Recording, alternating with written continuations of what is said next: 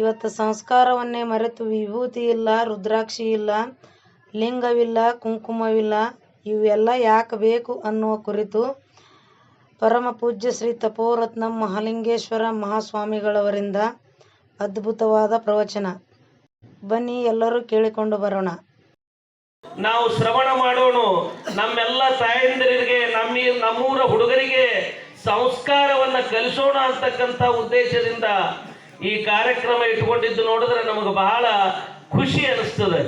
ಕಾರಣ ಏನು ಅಂತ ಕೇಳಿದ್ರೆ, ಇವತ್ತು ಸಂಸ್ಕಾರವನ್ನೇ ಮರೆತು ವಿಭೂತಿ ಇಲ್ಲ, ರುದ್ರಾಕ್ಷಿ ಇಲ್ಲ, ಲಿಂಗ ಇಲ್ಲ, ಕುಂಕುಮ ಇಲ್ಲ, ಇವೆಲ್ಲ ಯಾಕೆ ಬೇಕು? ಹಚ್ಚದ್ರೇನು, ಹಚ್ಚದಿದ್ರೇನು, ಎಲ್ಲದನ್ನ ದೇವರು ಅಂತಕ್ಕಂಥ ಒಂದು ವಿಚಿತ್ರವಾಗಿರತಕ್ಕಂಥ ಜಗತ್ತಿನ ಮಧ್ಯದೊಳಗೆ ನಾವು ನಿಂತೀವಿ.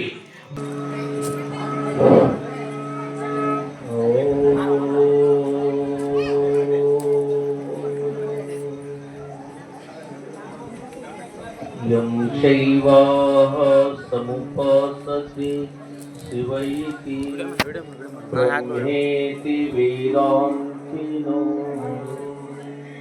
ಬೌದ್ಧಾ ಬುದ್ಧ ಇತಿ ಪ್ರಮಾಣ ಪಟವಃ ಕರ್ತೇತಿ ನೈಯಾಯಿಕಾಃ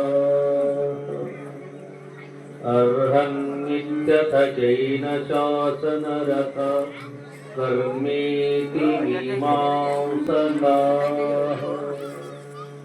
ಸೋಯಂ ಓ ವಿದಧಾತು ವಾಂಛಿತಫಲಂ ತ್ರೈಲೋಕ್ಯನಾಥೋ ವಿಭುಃ ತ್ರೈಲೋಕ್ಯನಾಥೋ ವಿಭುಃ.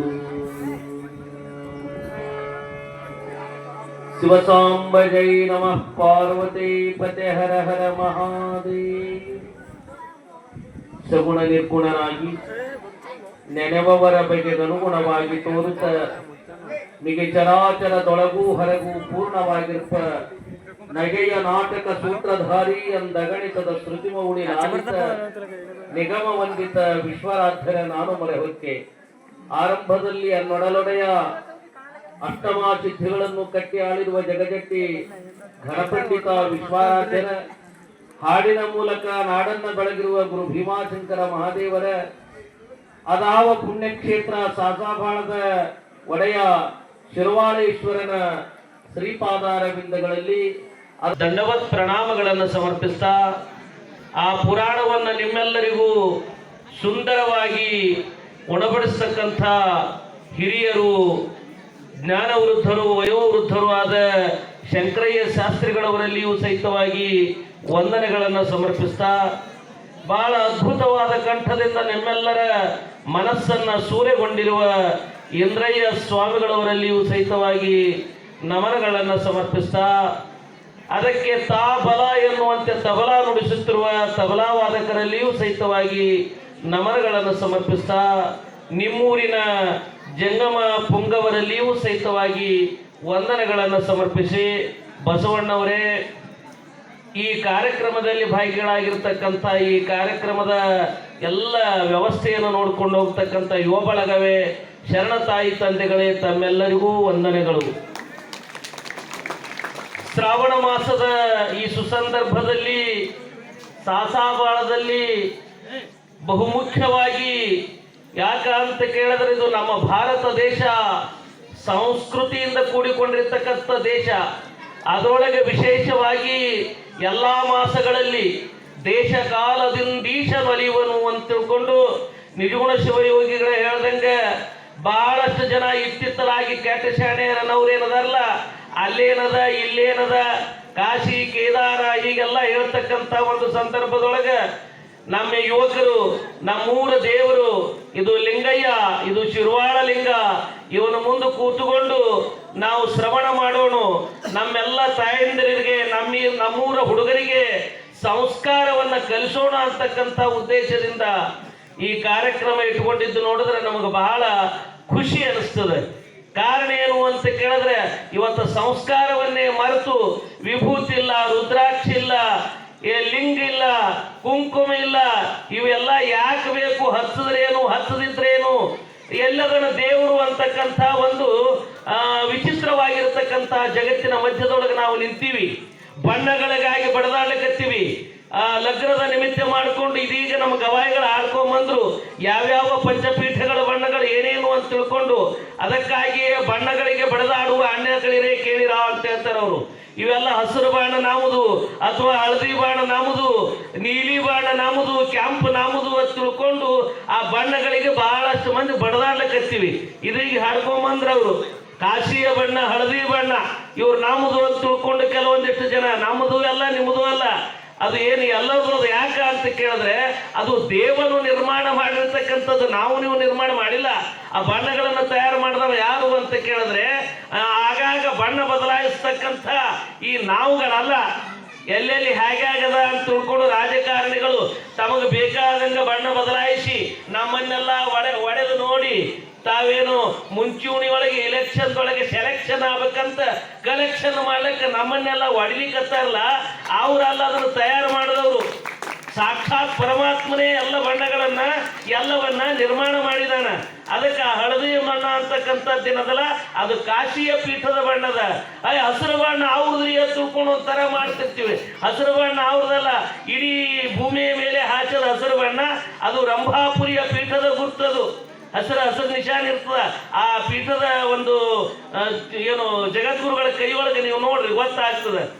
ಹಾಗೆ ಬಿಳಿ ಬಣ್ಣ ಯಾರ್ದು ಅಂತ ತಿಳ್ಕೊಂಡು ಕೇಳಿದ್ರೆ ಕೆಲವು ಮಂದಿ ಇಲ್ಲಿ ಏನು ಬರುವಾಗ ಚಿತ್ರ ಇರ್ತಲ್ಲ ಅವ್ರದ್ದು ನಮ್ಮದ್ರಿ ಅಂತ ತಿಳ್ಕೊಂಡು ಹಿಂಗೆಲ್ಲ ಹಾಕೊಂಡಿರ್ತಾರೆ.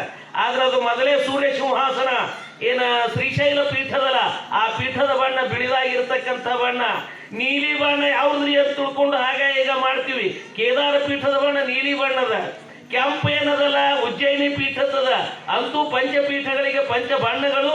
ಅವುಗಳನ್ನೇ ನಮ್ಮೆಲ್ಲ ತಾಯಂದಿರ ಏನು ಹಣೆಯ ಮೇಲೆ ಏನು ತಾಳಿ ಅಥವಾ ತಾಳಿ ಒಳಗಿನ ಮಣಿಗಳು ಬಹಳ ಅದ್ಭುತ ಹಾಡ್ಕೊಂಡ್ಬಂದ ನಮ್ಮ ಇಂದ್ರಯ್ಯ ಸ್ವಾಮಿಗಳು. ಅದನ್ನೆಲ್ಲ ನಾವು ಇವತ್ತಿನ ದಿವಸ ತಿಳ್ಕೋಬೇಕಾಗ್ಯದ. ಯಾರ್ಯಾರು ಕೂಡ್ಕೊಂಡು ಏನೇನೋ ತಲೆಯೊಳಗೆ ಬಿತ್ತಿ ನಮ್ಮನ್ನೆಲ್ಲ ಒಡೆದಾಡತಕ್ಕಂಥ ಇದ್ರೊಳಗೆ ನಾವುಗಳೆಲ್ಲ ಒಂದಾಗಿರತಕ್ಕಂಥ ಮನಸ್ಸನ್ನು ಮಾಡಬೇಕಾಗ್ತದೆ. ಅವುಗಳನ್ನೆಲ್ಲ ತಲೆಯಿಂದ ತೆಗೆದೊಗೆದು ಪೂರ್ವದಿಂದ ಬಂದಿರತಕ್ಕಂಥ ಒಂದು ಪರಂಪರೆಯ ಪದ್ಧತಿ ನಾವು ಈ ಶ್ರಾವಣ ಮಾಸದೊಳಗೆ ಮುಖ್ಯವಾಗಿ ಮಾಡಬೇಕಾಗಿರ್ತಕ್ಕಂಥ ಒಂದು ಕರ್ತವ್ಯ ಅದು ಯಾವುದು ಅಂತ ಕೇಳಿದ್ರೆ ಅದು ಶ್ರವಣ ಮಾಡೋದು. ಶ್ರವಣ ಅಂತಂದ್ರೆ ಕೇಳೋದು, ಏನರೇ ಅಲ್ಲ. ನಾವೆಲ್ಲ ಏನರೇ ಕೇಳ್ಬೇಕಂತಿರ್ತೀವಿ, ಏನರೇ ಕೇಳ ಕಿವಿ ನಮ್ಮ ದೊಡ್ಡ ಆತವ. ಆದ್ರೆ ಪುರಾಣ ಪುಣ್ಯಕಥೆ ಇವೆಲ್ಲ ಕೇಳಾಕ ದೊಡ್ಡ ಆಗ್ಬೇಕು. ಅದಕ್ಕೆ ಇನ್ನೊಂದು 4 ದಿವಸ ಬರ್ತಾನಲ್ಲ ಅವ್ನ ಕಿವಿ ದೊಡ್ಡ ಹೋದವ ಯಾರವ? ಗಣಪತಿ. ಯಾಕೆ ಚಲೋ ಮಾತು ಕೇಳೋ ಸಲುವಾಗಿ ಕಿವಿಗಳನ್ನ ದೊಡ್ಡ ಇಟ್ಕೊಂಡ ನಾವ ಗಣೇಶ, ಹೌದಿಲ್ಲ? ಹಾಗೆ ನಮ್ಮ ಕಿವಿ ಇಂಥವೆಲ್ಲ ಕೇಳುವಾಗ ಏಕಾಗ್ರತೆ ಚಿತ್ತದಿಂದ ಮೈಯೆಲ್ಲ ಕಿವಿಯಾಗಿ ಕೇಳಬೇಕು. ಯಾಜ್ಞವಲ್ಕ ಮಹರ್ಷಿಗಳನ್ನು ಕುರಿತು ಯಾಜ್ಞವಲ್ಕ ಮಹರ್ಷಿಗಳು ವೈತ್ರಾದೇವಿಯನ್ನು ಕುರಿತು ಹೇಳ್ತಾರೆ ಹ್ಯಾಂಗ್ ಕೇಳಬೇಕು ಅನ್ನೋದು ಒಂದು ಕ್ರಮ ಅದ. ಕೇಳು, ನೆರೆ ಕೇಳು, ಕೇಳುವುದು ನಮ್ಮೆ ಅರಿದುದು ನಮ್ಮೆ ಮರೆಯದರು ಗುರುಪೇಳದ ತೆರೆದಳು. ಕೇಳು, ಚೆನ್ನಾಗಿ ಕೇಳು. ಹ್ಯಾಂಗ್ ಕೇಳು ಅಂದ್ರೆ ಕಡೆಗೆ ವ್ಯವಹಾರಿಕ ಮಾತುಗಳು ಅಕಸ್ಮಾತ್ ಏನಾರು ಮಾತಾಡ್ಕೋತಾರೆ ನೋಡ ತಿಳ್ಕೊಂಡು ಕಿಡಿಕಿಯಾಗಿ ನಿಂತು ಅವ್ರಿಗೆ ಕೇಳಿಸಿತ್ತು ಅಂತ ಗಪ್ಪಾಗಿ ನಿಂತು ಕೇಳ್ತಿರ್ತಾರಲ್ಲ ಚಾಡಿ ಮಾತ. ನಿಂದಾದ ಮಾತು ಕೇಳೋದು, ಚಾಡಿ ಮಾತು ಕೇಳೋದು, ಇವೆಲ್ಲ ಕೇಳೋದ್ರಿಂದ ಪಾಪ ಬರ್ತದೆ. ನಾವು ಮುಖ್ಯವಾಗಿ ಪರಮಾತ್ಮ ನಮಗ ವಿಶೇಷವಾಗಿ ಮನುಷ್ಯರಿಗೆ ಪುಣ್ಯವನ್ನು ಗಳಿಸೋ ಸಲ ಕೊಟ್ಟು ಕಳ್ಸ್ಯಾನ. ಇದು ಒಂಥರ ಜಂಕ್ಷನ್ ಇದ್ದಂಗಿದು. ಜಂಕ್ಷನ್ ಅಂತ ತಿಳ್ಕೊಂಡು ಇರ್ತಿರ್ತಾವ. ಚೌರಸ್ತಾ ಕ್ರಾಸ್ ಅಥವಾ ಬಸ್ ಸ್ಟ್ಯಾಂಡ್ನಾಗ ಸಾಕಷ್ಟು ಬಸ್ಗಳಿರ್ತಾವ. ನೀವು ಯಾವ ಊರಿಗೆ ಬೇಕಾದೂರಿಗೆ ಹೋಗ್ಬೋದಲ್ಲ. ಹಾಗಿದು ಮನುಷ್ಯ ಜನ್ಮ ಅನ್ನೋದು ಒಂಥರ ಜಂಕ್ಷನ್ ಇದ್ದಂಗ. ನೀವು ಪಾಪ ಮಾಡಿ ನರಕ ಲೋಕಕ್ಕೂ ಹೋಗ್ಬೋದು, ಪುಣ್ಯ ಮಾಡಿ ಸ್ವರ್ಗ ಲೋಕಕ್ಕೂ ಹೋಗ್ಬೋದು. ಪುಣ್ಯ ಪಾಪಗಳ ಮಿಶ್ರಣದಿಂದ ಮನುಷ್ಯನಾಗಿ ಹುಟ್ಟಬಹುದು. ಪಾಪ ಮಾಡಿ ಏನು ನರಿ ಕೀಟ ಕ್ರಿಮಿ ಪಶು ಪತಂಗಾದಿಯಾಗಿ ಆಪಕ್ಷ ಕುರುವಾಗಿ ಅಂತ ಹೇಳ್ತಾರೆ. ಅವ್ರಿಗೆಲ್ಲ ಬಸವ ಅಕ್ಕಮದೆ ಹೇಳಲ್ಲ 84 ಲಕ್ಷ ಯೋನಿ ಒಳಗೆ ಬಂದೆ ಬಾರದ ಭಾವಗಳನ್ನು ಉಂಡೆ ಇನ್ನಾದರೆ ಈ ಭವಕ್ಕೆ ಹೇಸಬಾರದೆ ಅಂತ ತಿಳ್ಕೊಂಡು ನಿಜಗುಣ ಶಿವಯೋಗಿಗಳು ಹೇಳ್ದಂಗ ನಾವು ಹಲವಾರು ಜನ್ಮಗಳಲ್ಲಿ ಎತ್ತಿ ಬಂದು ಇದು ಬ್ಯಾಡೋ ದೇವ ಅಂತ ತಿಳ್ಕೊಂಡು ಅಲ್ಲೊಂದಿಟ್ಟು ಪುಣ್ಯ ಇಲ್ಲಿದೊಂದಿಟ್ಟು ಪುಣ್ಯ ಸಂಗ್ರಹ ಆಗಿ ಹಲವಾರು ಜನ್ಮಗಳಲ್ಲಿ ಮಾಡ್ತಾ ಬಂದಿರುವ ಪುಣ್ಯದ ಮೊತ್ತ ಒತ್ತಿ ಬಂದು ಅಕಸ್ಮಾತ್ ಆಗಿ ಮನುಷ್ಯ ಜನ್ಮ ಸಿಕ್ಕದ. ಇದು ಮಾತು ಸಿಗುವುದಲ್ಲಿದು ಮನುಷ್ಯ ಜನ್ಮ. ಮಾತೇನು ಸಿಗ್ತದಂದ್ರೇನು? ಎಂದೂ ಸಿಗುದಿಲ್ಲ. ಯಾವನೋ ಒಬ್ಬ ಬಾಳ ಬಡವ, ಹ್ಯಾಗ ಮಾಡ್ಬೇಕಪ್ಪ, ಇವ್ರ ದುಡ್ಡು ಕೊಡ್ಲಾಕ ನಮ್ಮ ಕಡೆಯಿಂದ ಆಗುದಿಲ್ಲ, ಏನು ಮಾಡ್ಬೇಕು ಅಂತ ಅವ ದಿನ ಬಂದು ಕಡೆಗೆ ನಮ್ಮ ರೊಕ್ಕ ಕೊಡಬೇಕಂತ ತಿಳ್ಕೊಂಡು ಅವ ಕೇಳವ. ಇಲ್ಲಿ ಇವ ಮತ್ತೊಬ್ಬನಿಗೆ ಕೊಟ್ಟಿದ್ದ ದುಡ್ಡ ಅವ ಬಂದು ಇವನಿಗೆ ಕೇಳವ. ಕಡೆಗೆ ಗಂಟಿನ ಮೇಲೆ ಮುಟ್ಸ್ಕೊಳಕ್ ತಯಾರಿಲ್ಲ. ಹ್ಯಾಗ ಮಾಡ್ಬೇಕಂತ ಅದೇ ಚಿಂತ್ಯಾಗ ಮಲ್ಕೊಂಡಿದ್ನಂತ ರಾತ್ರಿ ನಿತ್ಯಾಗ.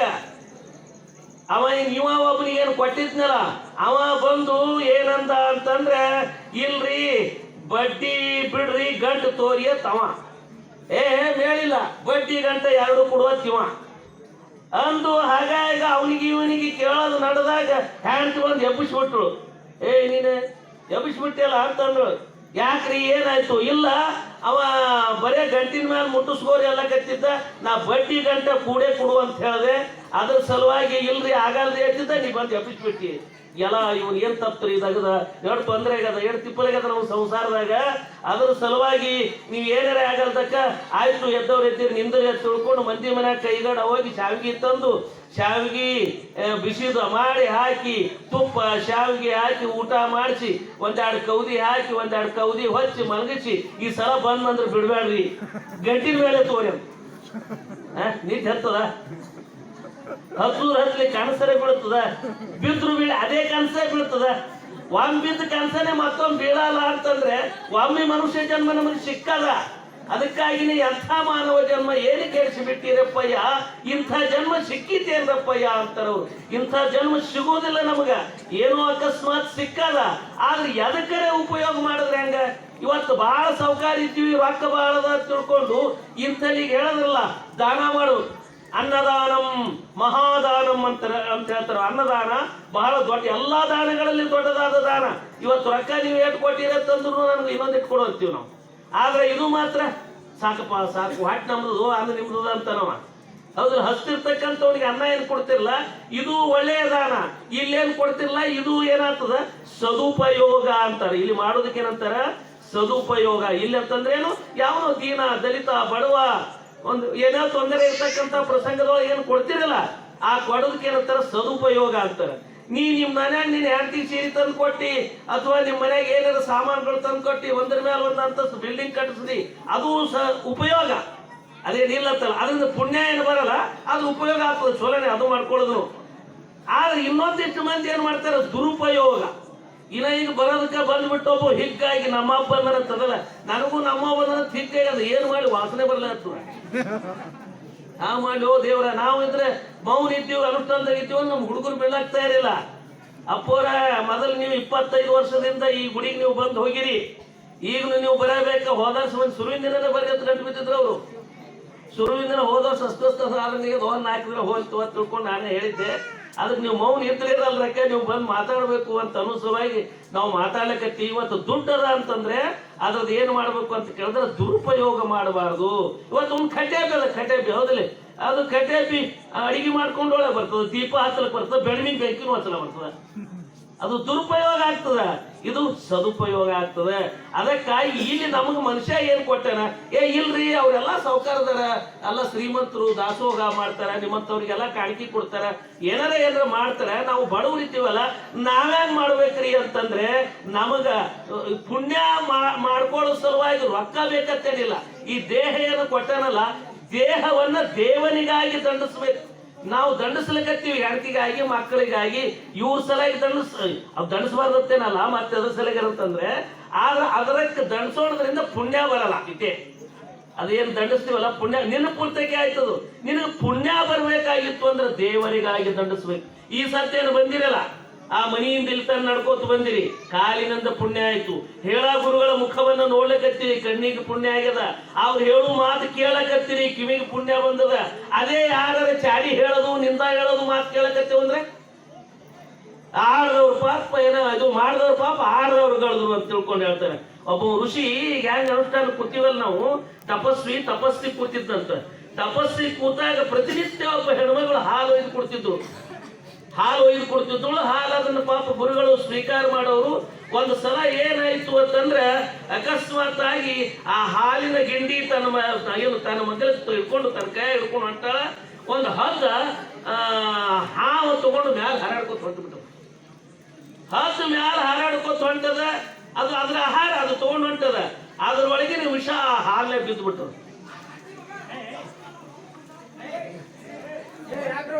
ಆ ಹದ್ದಿನ ವಿಷ ಅದರ ನೋಡಿ ಎಷ್ಟು ಮಜಾ ಅದ.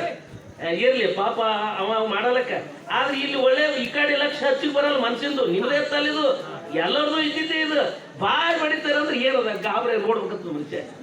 ಚಲೋ ಪುರಾಣ ಹೇಳಕತ್ತಾರ, ಕತೆ ಹೇಳಕತ್ತಾರ, ನಮ್ಗೆ ಒಳ್ಳೇದು ಹೇಳಕತ್ತಾರ, ಇದನ್ನ ಕೇಳ್ಬೇಕಂತ ಇಚ್ಛಾ ಮಾಡಲ್ಲ ಮನ್ಸ. ಆದ ಕಡೆ ಎಷ್ಟು ಮಾಡ್ಬಿಡ್ತದೆ. ಹ್ಯಾಂಗ ಇಳಕಲ್ನಾಗ ಗಾಡಿ ನೀರ ಬರಕಿನ ಹೋತವಲ್ಲ, ಹಂಗ ಮನುಷ್ಯನ ಸ್ವಭಾವನೇ ಹಾಗ.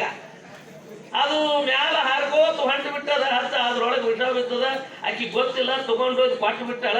ಕೊಟ್ಟು ಕೂಡಲೇನೆ ಮತ್ತ ಅವರು ಗುರುಗಳು ಸ್ವೀಕಾರ ಮಾಡಿದ್ರು. ವಿಷ ಯಾರಿಗೇನ್ರಿ, ಸ್ವಾಮಿಗಳದನ್ನ ಬಿಡ್ತು, ಹೋಗ್ಬಿಟ್ರು. ಏನು ಹೋಗ್ಬಿಟ್ರು, ದೇಹ ಹೋಯ್ತು. ಹೋದ ಕೂಡಲೇನೆ ಅವಾಗ ಅವರೆಲ್ಲ ಇದು ಮಾಡಿದ್ರು. ಮಾಡಿಂದ ಅದೇ ಒಂದು ಏನು ಎಲ್ಲಿ ಋಷಿಗಳು ಕೂತಿದ್ರಲ್ಲ, ಆ ಕುತ್ತಲ್ಲಿ ಹಾಯ್ದು ಒಂದೆರಡು ಪಕ್ಷಿಗಳು ಹಿಂಗೆ ಹಾಯ್ದು ಹೋಗ್ತಿತ್ತು ಅಂತ. ಹೆಣ್ಣು ಗುಬ್ಬಿ ಗಂಡು ಗುಬ್ಬಿ ಎರಡು ಹಾಯ್ದು ಹೋಗ್ತಿತ್ತು. ನಡ್ರಿ ಹೋಗಮ್ರಿ ಅಂತಂದ್ರ, ಇಲ್ಲ ಒಂದು 4 ದಿನ ಇಲ್ಲೇ ಗಿಡದಾಗಿರ ನಿಂದ್ರು. ಯಾಕ್ರಿ ಅಂದ್ಕೊಂಡೇ, ಇಲ್ಲ ಇಲ್ಲೊಂದು ನ್ಯಾಯ ನಡೆದದ, ಅದು ಮುಗಿದ ಬಳಕ ನಾವು ಹೋಗ್ಬೇಕಂತ ಮಾಡೀನಿ. ಏನದು ನ್ಯಾಯ ಅಂತ ಅಂದ್ಕೊಳ್ಳೇನೆ, ಇಲ್ಲ ಈ ಋಷಿಗಳಿಗೆ ಯೋಗಕ್ಕ ಅನುಷ್ಠಾನ ಕೊಟ್ಟಾರಲ್ಲ, ಅವರಿಗೆ ಹಾಲು ಕುಡಿಸಾಳ ಅಮ್ಮ, ಅವರು ಸತ್ತಾರ. ಈ ಸತ್ತ ಶಿಕ್ಷಾ ಯಾರಿಗಾಗ್ತದ? ಇವರಂತೂ ಆಕಿಗೆ ಮಾಡೋರು ಈ ಕೋರ್ಟ್ನೊಳಗ. ಯಾಕಂದ್ರೆ ಇವ್ರಿಗೆ ಗೊತ್ತಾಗಲ್ಲ, ಇಲ್ಲಿ ಎಲ್ಲ ಧರ್ಮಸ್ಥಳವೆಲ್ಲ ನಡೆದವಲ್ಲ, ನಿಮ್ಗೆ ಗೊತ್ತ, ನೋಡಿದ್ರನ್ನೆಲ್ಲ ಬಿಡುದಿಲ್ಲ ಪಾಪ. ಸುಮ್ಮನೆ ಏನ್ ಹೇಳ್ತಾರೆ ಅದನ್ನೆಲ್ಲ ಮಾಡಿಬಿಡುದು ಅಷ್ಟೇದಾಗಿದೆ. ಹಂಗ ಇವರಂತೂ ಇಲ್ಲಿ ಕೊಡೋರು. ಆದ್ರೆ ಅಲ್ಲಿ ಕೈಲಾಸದೊಳಗೆ ಶಿಕ್ಷಾ ಯಾರಿಗೆ ಕೊಡ್ಬೇಕಂತ ವಿಚಾರ ನಡೆದ. ಯಮಧೂತರು ಯಮ ಅವ್ರು ಹೊಸ ಮಂದಿ ಕುಡ್ಕೊಂಡು ವಿಚಾರ ನಡೆಸ್ಯಾರ. ಏನ್ ಅಕ್ಕಿಗೆ ಕೊಡ್ಬೇಕು, ಹಾವಿಗೆ ಕೊಡ್ಬೇಕು, ಹದ್ದಿಗೆ ಕೊಡ್ಬೇಕು, ಯಾರಿಗೆ ಕೊಡ್ಬೇಕು? ಅದ್ರ ಆಹಾರ ಅದು ತಗೊಂಡು ಹೋಗ್ಯದ. ಯಾವುದು ಹದ್ದ ಮತ್ತು ಹಾವದ್ರ ಆಹಾರ. ಅದಕ್ಕೆ ತ್ರಾಸ ಆಗ್ಯದ ಪಾಪ. ತ್ರಾಸಾಗಿ ಅದ್ರ ವಿಷ ಬಿದ್ದದ. ಈಗಿಗೆ ಗೊತ್ತೇ ಇಲ್ಲ ತಾಯಿಗೆ. ವೈದ್ಯ ಗುರುಗಳಿಗೆ ಕೊಡ್ಬೇಕಂತ ತಗೊಂಡು ಹೋಗಲ್ಲ. ಮತ್ತೆ ಯಾರಿಗೆ ಕೊಡ್ಬೇಕು ಹೇಳ್ತೀರ ನೀವು? ಈ ಶಿಕ್ಷಾ ಈ ಏನು ನರಕ ಲೋಕಕ್ಕೆ ಹೋಗಿದ್ರು ಅಥವಾ ಕಷ್ಟ ಕೊಡೋದೇ ಅಲ್ಲಿ ಯಾರಿಗೆ ಕೊಡ್ಬೇಕು? ಒಬ್ರಿಗೆ ಕೊಡ್ಬೇಕಲ್ಲ 3 ಮಂದಿಯಾಗ. ಅವಾಗ ಶಿಕ್ಷೆ ನಡೆದ. ಇಲ್ರಿ ಎಷ್ಟು ಜನ ಆಯ್ತು, ಇಲ್ಲ ನಡೆದ ನಿಂದ್ರು ಅಂತ ತಿಳ್ಕೊಂಡು ಒಂದು 4-5 ದಿನ ನಿಂದ್ರಾಗ ಅದು ಕೇಸ್ ಖುಲ್ಲಾ ಆಯ್ತಂತ. ಯಾರಿಗೆ ಕೊಡ್ಬೇಕಂತ ಫಿಕ್ಸ್ ಆಯ್ತು ಅಂತಂದ್ರೆ ಅಕ್ಕಿ ಒಯ್ದು ಕುಳ್ಳಾರ್ದ ಮತ್ತೆ ಯಾರು ಕೊಡ್ತಾರ? ಸ್ವಾಮಿ ಮೇಲೆ ಮಕ್ಕಳು ರೊಕ್ಕದವೇನು ತಗೋಬೇಕಂತ ತಿಳ್ಕೊಂಡು ಮಾಡ್ಯಾಳ. ಅಂದ್ರೆ ನಿಂದಾಡುದಲ್ಲ. ಅದಕ್ಕೆ ನಿಜಗುಣರು ಹೇಳ್ತಾರೆ, ನಿಂದಿಸಿ ನುಡಿಯದಿರಾರನು. ಆರನು ಅಂದ್ರೆ ಅವ್ರು ಚೊಲೋ ಹಾಕಿರ್ಲಕ್ಕ ಕ್ಯಾಟ್ ಹಾಕಿರಲ್ರಕ್ಕ. ಒಟ್ಟಿನ ಮ್ಯಾಲ ಯಾರ ಬಗ್ಗೆನೂ ನಿಂದಾಡುದು ಆಗಬಾರ್ದು. ಅಂತೆಯೇ ಇದು ನಾಲಿಕಿ. ಪುರಂದರದಾಸರು ಹೇಳ್ತಾರೆ, ನಿನ್ನ ನೀಚ ಏನು ಬುದ್ಧಿಯ ಬಿಡು ನಾಲಿಗೆ, ನಿನ್ನ ನೀಚ ಬುದ್ಧಿ ಬಿಡು. ಬರೇ ಮತ್ತೊಬ್ರು ನಿಂದನೆ ಆಡ್ತೀವಿ, ಚಾಡಿನೇ ಆಡ್ತೀವಿ. ನೀ ಚಲೋ ಮಾತಾಡೋದು ಕಲಿ, ಚಲೋ ಹೇಳೋದ್ ಜರ ಕೇಳೋದು ಕಲಿ. ನೀ ಕೇಳಲಿಲ್ಲ ಅಂದ್ರೆ ಕೇಳೋವರಿಗೆ ಸುಮ್ ಕುಂದ್ರಸೋದು ಕಲಿ. ಇಲ್ಲಿನೂ ಬಂದು ಅದೇ ಮಾಡಿದ್ರೆ ಅನ್ಯಕ್ಷೇತ್ರೇ ಕೃತಂ ಪಾಪಂ ಪುಣ್ಯಕ್ಷೇತ್ರೇ ನಿವರ್ತತೆ. ಪುಣ್ಯಕ್ಷೇತ್ರೇ ಕೃತಂ ಪಾಪಂ ವಜ್ರಲೇಪೋ ಭವಿಷ್ಯತಿ. ಎಲ್ಲರ ಮಾಡಿದ ಪಾಪ ಇಲ್ಲಿ ಬಂದು ಹೋಗ್ತದ, ಇಲ್ಲಿ ಬಂದು ಮಾಡಿದ ಪಾಪ ಅದು ಖಾಯಮ ಉಳಿತದ. ಎಲ್ಲಿ ಶಿಕ್ಷೆ ಆಗ್ತದ ಅಂತ ಕೇಳಿದ್ರೆ ಈ ಕೋರ್ಟ್ನಾಗ ಆಗುದಿಲ್ಲ. ಅದು ಹೈಕೋರ್ಟ್, ಭಗವಂತಂದೊಂದು ಕೋರ್ಟ್ ಅದ. ಆ ಕೋರ್ಟ್ನೊಳಗೆ ಅದು ಹೇಗದ ಅಂದ್ರೆ ಬಂಗಾರ ತೂಕದ. ಅಲ್ಲಿ ಹೆಚ್ಚು ಕಡಿಮೆ ಏನೂ ಆಗೋದಿಲ್ಲ, ಅದು ಬಂಗಾರ ತೂಕ. ಅದಕ್ಕೆ ಓ ಜಗತ್ ಸೇಠ್ कहलाते हैं, कौड़ी को किसी कम नहीं देते, न कौड़ी कम नहीं देते ಅಂತ. ಒಂದು ಕೌಡಿ ಅಷ್ಟು ಹೆಚ್ಚಿಗೆ ಆಗುದಿಲ್ಲ, ಒಂದು ಕೌಡಿ ಅಷ್ಟು ಹೆಚ್ಚಿಗೆ ಕಡಿಮೆ ಆಗುದಿಲ್ಲ. ಕರೆಕ್ಟ್ ಆಗಿ ಯಾರು ಏನು ಕರ್ಮ ಮಾಡ್ಯಾರ ಆ ಕರ್ಮಕ್ಕೆ ತಕ್ಕಂಗ ಪಾಪ ಸಿಗ್ತದ ಅಂತ ತಿಳ್ಕೊಂಡು ಹೇಳ್ದಂಗ ಇಲ್ಲಿ ನಾವುಗಳು ಏನು ಮಾಡ್ಬೇಕಾಗದ ಅಂತ ಕೇಳಿದ್ರೆ ಶ್ರಾವಣ ಮಾಸದೊಳಗೆ ಇಲ್ಲಿ ಬಂದು ಬರೇ ಗದ್ದಲ ಮಾಡಿ ಹೋಗುದಲ್ಲ, ಪುರಾಣವನ್ನು ಕೇಳಬೇಕು, ಶ್ರವಣ ಮಾಡಬೇಕು. ಅದ್ರಾಗ ನನ್ನ ಹೆಸರು ಬಂದಿಲ್ಲ, ನಿನ್ನ ಹೆಸರು ಬಂದಿಲ್ಲ, ನನಗ್ ಕರೆದಿಲ್ಲ, ನಿನಗ್ ಕರೆದಿಲ್ಲ, ಬರೇ ಹೆಸರಿಗಾಗಿ ಹಿಟ್ಟು ಬಿಟ್ಟು ಬರೇ ಬಳ್ಳಿಗೆ ಬಡದಾಡ್ಲಿಕ್ಕೆ ಕಟ್ಟು ಬಿಡ್ತಾವೆ ಎಲ್ಲ ಕಡೆ. ದೇವರಾಗತ್ತಲ್ಲ ಎಲ್ಲ ಕಡೆ ನಿಮಗೆ ಅದಾವೆ, ಮಾಡ್ಲಿಕ್ಕೆ ಏನೂ ಆಗೋದಿಲ್ಲ ಅಂತವ್ರು ಇರೋವ್ರೆ. ಎಲ್ಲರನ್ನು ತಗೊಂಡೇ ಮಾಡ್ಬೇಕಾಗ್ತಿರ್ತದೆ.